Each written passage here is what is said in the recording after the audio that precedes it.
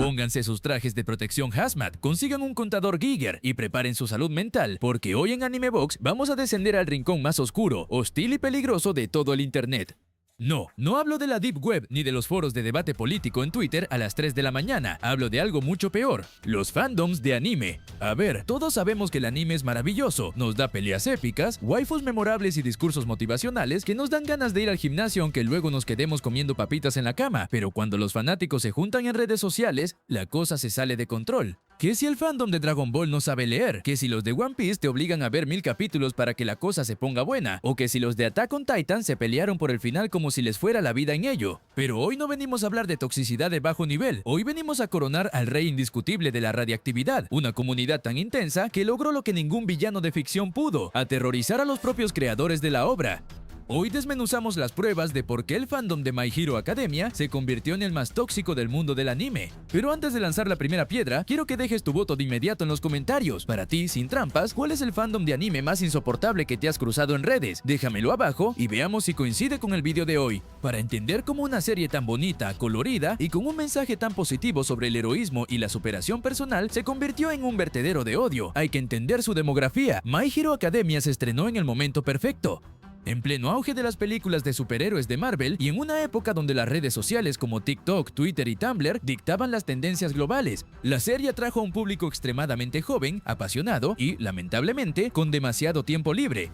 Cuando juntas a millones de adolescentes hormonales, les das personajes adolescentes con problemas emocionales y los encierras en una aplicación de videos cortos, no creas una comunidad de fans, creas un culto. El problema principal de este fandom no es que amen la serie, es que desarrollaron algo llamado vínculo parasocial extremo, empezaron a adueñarse de los personajes.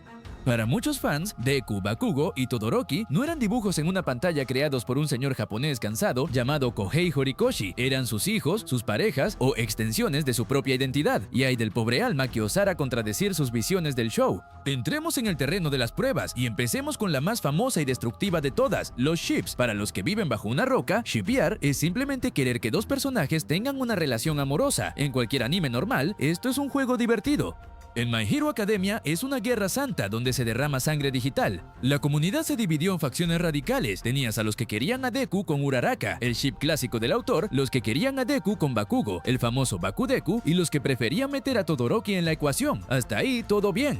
El problema es que si tú decías públicamente en Twitter que preferías la pareja canon de Deku y Uraraka, el fandom del Bakudeku te localizaba y te enviaba amenazas de muerte. No es una exageración. La prueba reina de esta locura ocurrió cuando se lanzaban los capítulos del manga. Si en un panel Deku miraba fijamente a Bakugo, el fandom celebraba como si hubieran ganado la Copa del Mundo.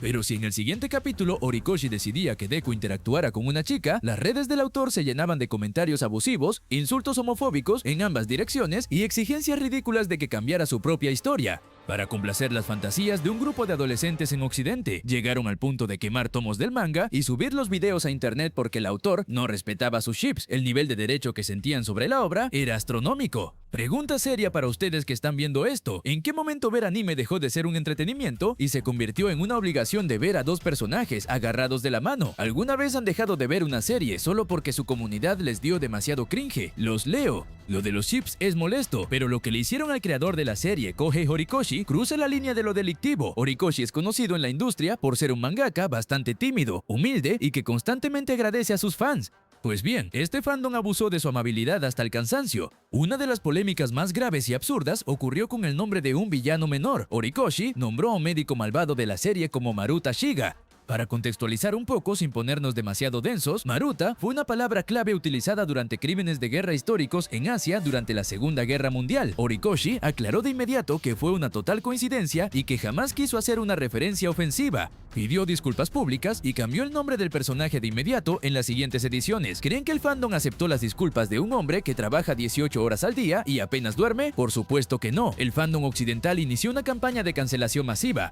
Le inundaron el Twitter con imágenes explícitas, amenazas de muerte directas, insultos hacia su familia y exigencias de que la serie fuera cancelada globalmente. El acoso fue tan brutal que el autor tuvo que alejarse de las redes sociales por un largo tiempo. Imagínate crear una historia con todo tu corazón, destruir tu salud física tóxica para cumplir con los plazos de entrega semanales, solo para que un montón de tipos en internet que ven tu serie gratis en páginas piratas te digan que ojalá te mueras por un error de traducción o un nombre desafortunado. Es simplemente lamentable. Y si pensaban que la toxicidad se iba a calmar cuando la historia terminara, oh amigos míos, el final del manga en 2024 fue la gota que derramó el vaso de la locura colectiva. Sin entrar en demasiados detalles de la trama, el final de la serie nos mostró qué pasó con Deku unos años después. Digamos que el final fue realista. No terminó como el rey absoluto del universo, multimillonario y con 100 esposas. Terminó trabajando de profesor, recordando sus viejos tiempos de gloria. El internet colapsó. El mismo fandom que pasó años defendiendo al personaje empezó a crear los memes más despiadados, humillantes y tóxicos que se hayan visto en la comunidad otaku. Lo llamaron el héroe McDonald's, inventaron que sus amigos lo habían abandonado, que Uraraka lo había dejado por Bakugo y llenaron los foros de discusiones con un odio visceral hacia Horikoshi, acusándolo de haber arruinado sus vidas. Lo curioso aquí es la hipocresía. Pasaron casi una década defendiendo la serie con garras y dientes ante cualquiera que la criticara, pero en el momento en que el autor no les dio el final de cuento de hadas de Disney que ellos tenían en sus cabezas, se convirtieron en los haters más grandes de su propia franquicia. Rompieron figuras, insultaron el legado de la serie y demostraron que nunca amaron la historia, solo amaban la versión de la historia que ellos mismos se habían inventado. A ver, hagamos un debate sano aquí. Para los que leyeron o vieron el final de My Hero Academia, ¿de verdad creen que el final fue tan malo como para armar semejante berrinche histórico? ¿O simplemente el fandom no sabe aceptar finales que no sean el típico y vivieron felices para siempre? Déjame tu teoría en los comentarios. Ahora bien, para ser justos en AnimeVox, tenemos que hacer una pequeña comparación. ¿Es el único fandom tóxico? Claramente no. Si vas a la comunidad de Dragon Ball, te vas a encontrar con tipos de 40 años peleándose con niños de 12 porque dicen que Goku le gana a Superman. Y si no estás de acuerdo, te insultan en 3 idiomas diferentes. Si vas al fandom de Attack on Titan, te encuentras con debates geopolíticos ultra serios y gente defendiendo el genocidio ficticio como si fuera una opción política válida para las próximas elecciones de su país. Y si vas al fandom de One Piece, bueno, reza para no decir que un capítulo de relleno te aburrió porque te van a mandar a leer 800 SBS del autor para explicarte por qué ese árbol de fondo es vital para la trama. Bueno, ¿qué se puede esperar de un fandom que cree que Luffy le gana a Goku? Pero la diferencia radica en el daño real.